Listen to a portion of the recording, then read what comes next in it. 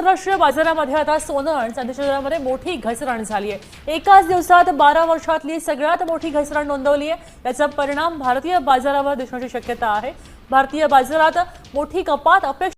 मित्रांनो, सोन्याच्या बाजारात सध्या मोठी उलथापालट सुरू आहे। काही दिवसांपूर्वी सतत नवे उच्चांक गाठणारे सोने आता थोडे खाली आले आहे। त्यामुळे अनेकांच्या मनात एकच प्रश्न आहे, ही घसरण आणखी वाढणार आहे का, की इथून पुन्हा मोठी तेजी सुरू होणार? ज्यांनी आधीच सोने खरेदी केले आहे ते चिंतेत आहेत, तर ज्यांना आता खरेदी करायचे आहे ते योग्य वेळेची वाट पाहत आहेत। अशा परिस्थितीत नेमका निर्णय काय घ्यावा हे समजून घेणे खूप महत्त्वाचे आहे।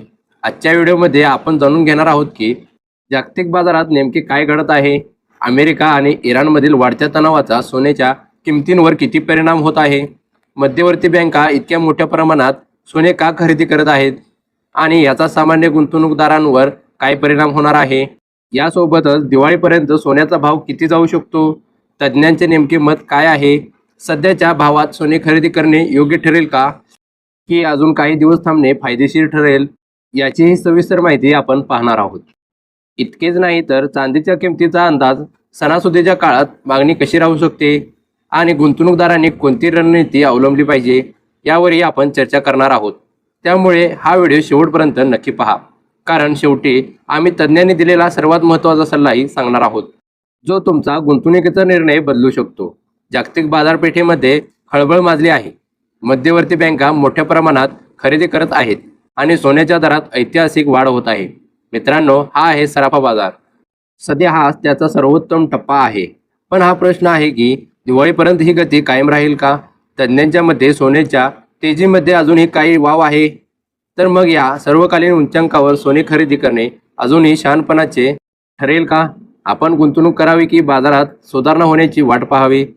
चला तर मग थेट कमोडिटीजबद्दल जाणून घेऊया।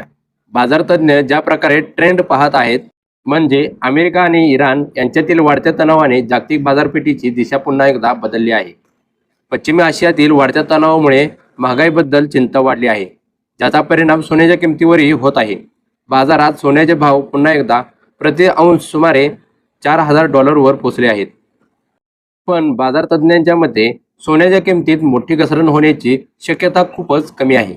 त्यांच्या मते सध्याच्या पातळीवर सोन्याने जवळपास आपली निच्चांकी पातळी गाठली आहे आणि येथून त्यात जास्तीत जास्त 5% घसरण होऊ शकते। सोन्याचे भाव आता का घसरले आहेत? तज्ज्ञांच्या मते अमेरिका आणि इराण यांच्यातील वाढता तणाव यामागील सर्वात मोठे कारण आहे। तणाव वाढला आहे। पश्चिम आशियातील वाढत्या तणावामुळे कच्च्या तेलाच्या किमती वाढल्या असून त्यामुळे पुन्हा महागाई वाढण्याची भीती निर्माण झाली आहे। याचपासून दरात वाढ झाली आहे। गुंतवणूकदार अमेरिकेच्या फेडरल रिझर्व्ह व्याजदरांवरही बारकाईने लक्ष ठेवून आहे। जर व्याजदर दीर्घकाळ उच्च राहिले तर सोन्यावर व्याज मिळत नसल्यामुळे सोन्याच्या किमती आहे त्याच पातळीवर राहू शकतात, उपलब्ध नाही। पण तज्ज्ञांचे असेही म्हणणे आहे की सध्याच्या घसरणीमुळे घाबरण्याची गरज नाही, बाजारात भीतीचे वातावरण आहे। याशिवाय जगभरातील अनेक मध्यवर्ती बँका सातत्याने सोन्याचा साठा वाढवत आहेत।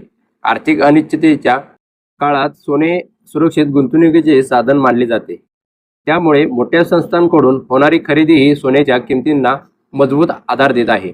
किमती हळूहळू कमी होत आहेत आणि सोने एक स्थिर मर्यादेत व्यवहार करत असल्याचे दिसत आहे। आता प्रश्न हा आहे की देशांतर्गत खरेदीदारांना यावर तोडगा काढता येईल का? यासाठी काही शिफारसी आहेत। तर तज्ज्ञांचे म्हणणे आहे की आता खरेदी करण्याची चांगली वेळ असू शकते। त्यांच्या मते देशांतर्गत बाजारात सोन्याने सुमारे 1,35,000 पातळीवर मजबूत आधार टिकवून ठेवला आहे। यावेळी लोक फक्त सोन्याचीच खरेदी करत आहेत। जे लोक सोनं आणखी स्वस्त होईल या आशेने आपली खरेदी पुढे ढकलत आहे, त्यांनी जास्त वेळ थांबू नये, कारण सध्याच्या भावात आणखी कमी होण्याची शक्यता कमी आहे। मात्र तज्ज्ञांचा एक महत्त्वाचा सल्ला आहे, जर तुम्ही दीर्घकालीन गुंतवणूकदार असाल तर एकाच वेळी मोठी रक्कम गुंतवण्याऐवजी टप्प्याटप्प्याने खरेदी करणे अधिक योग्य ठरू शकते। त्यामुळे किमतीतील चढउताराचा धोका कमी होतो, मोठ्या घसरणीची शक्यता कमी होत असावी। दागिन्यांची मागणी ही आता सुधारत आहे। सोन्याच्या किमती घसरल्याने दागिन्यांच्या बाजारात मागणी वाढली आहे। गेल्या काही महिन्यातील उच्च किमती आणि अनिश्चितता दागिन्यांच्या विक्रीही लक्षणीय परिणाम झाला आहे। तज्ज्ञांच्या मते जिथे पूर्वी दागिन्यांची मागणी 75 ते 80% घसरण झाली, पण आता ते सुमारे 40 ते 45% पर्यंत खाली आले आहे। याचा अर्थ बाजार गोष्टी हळूहळू पूर्वीपदावर येत आहेत. ऑगस्ट आणि सप्टेंबरमध्ये सणासुदीची खरेदी सुरू होण्याची अपेक्षा आहे आणि म्हणून मित्रांनो, दिवाळीपर्यंत मागणी गेल्या वर्षीच्या बरोबरीची किंवा त्याहून चांगली असू शकते. दिवाळी आणि लग्नसराईच्या हंगामात भारतात सोन्याची मागणी पारंपरिकपणे वाढते. त्यामुळे आंतरराष्ट्रीय बाजार स्थिर राहिला तरी देशांतर्गत मागणीमुळे सोन्याच्या किमतींना अतिरिक्त आधार मिळू शकतो. भारतातून दागिन्यांची निर्यात इतक्या झपाट्याने का वाढत आहे?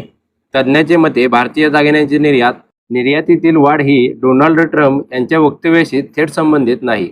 उलट भारतातील आयात शुल्कातील वाढीचा परिणाम आखाती देशांवर झाला आहे. देशांमध्ये राहणारे भारतीय वाढत्या प्रमाणात त्या देशांमधून दागिने खरेदी करत आहेत. त्यामुळे दुबई आणि आसपासच्या देशांमधील भारतीय वाढत्या प्रमाणात त्या देशांमधून दागिने खरेदी करत आहेत. दागिन्यांची मागणी वाढत आहे. करातील फरकामुळे निर्यातीला आणखी फायदा होऊ शकतो. त्यामुळे दिवाळीपर्यंत सोन्याची किंमत किती वाढू शकते? बाजार तज्ज्ञ आणि कमोडिटीज तज्ज्ञ अनुज गुप्ता यांच्या मते जर अमेरिका आणि जर इराणसोबतचा तणाव कमी झाला आणि परिस्थिती सामान्य झाली तर दिवाळीपर्यंत देशांतर्गत बाजारात सोन्याचा भाव सुमारे 1,60,000 पर्यंत पोहोचू शकतो. तणाव कायम राहिल्यास सोन्याचा भाव 1,35,000 ते 1,45,000 दरम्यान राहू शकतो आणि आंतरराष्ट्रीय भावात वाढ होऊ शकते. $3,800 पातळी एक मजबूत आधार मानली जाते, तर पुढे जाऊन 5,100 पातळी निर्णायक ठरेल. चांदीसाठीही तसेच यात वाढ होण्याची आशा आहे आणि अनुज गुप्ता म्हणतात की सोन्याबरोबर चांदीतही सुधारणा होऊ शकते. आंतरराष्ट्रीय बाजारात चांदीचा भाव $60 आसपास मजबूत राहण्याची शक्यता आहे. त्याचवेळी देशांतर्गत बाजारात चांदीला 2,20,000 पातळीवर मजबूत आधार असल्याचे मानले जाते. हा भाव 2,28,000 पर्यंत पोहोचण्याची शक्यता आहे. आता गुंतवणूकदारांनी काय करावे? कोणती रणनीती अवलंबली पाहिजे? आपण या केसवरही चर्चा करणार आहोत. तर त्यांचं म्हणणं आहे की दीर्घकालीन दृष्टिकोनातून सोन्यामध्ये गुंतवणूक करता येते. सध्याच्या पातळीवर हळूहळू गुंतवणूक करणे तुमच्यासाठी अधिक चांगली रणनीती ठरू शकते. तसेच केवळ सोन्याच्या दरावर लक्ष ठेवणे पुरेसे नाही. डॉलर इंडेक्स, कच्च्या तेलाच्या किमती आणि जागतिक भूराजकीय घडामोडीत यांचाही सोन्याच्या बाजारावर थेट परिणाम होतो. त्यामुळे गुंतवणुकीचा निर्णय घेताना या सर्व घटकांचा विचार करणे आवश्यक आहे. मात्र गुंतवणूकदारांनी अमेरिका आणि इराणमधील तणाव, महागाई आणि US फेडरल रिझर्व्हच्या व्याजदर निर्यातीवर लक्ष ठेवले पाहिजे. येत्या महिन्यात हे असेच टिकून राहिले पाहिजे. यावरून सोन्याच्या किमतींची दिशा ठरू शकते. मित्रांनो, तुम्ही हा अहवाल वाचला पाहिजे. तुम्हाला हे कसे वाटले? कृपया कमेंट्समध्ये आपले विचार सांगा. या व्हिडिओमध्ये इतकेच. अधिक अपडेटसाठी आपल्या चॅनलला सबस्क्राईब करा.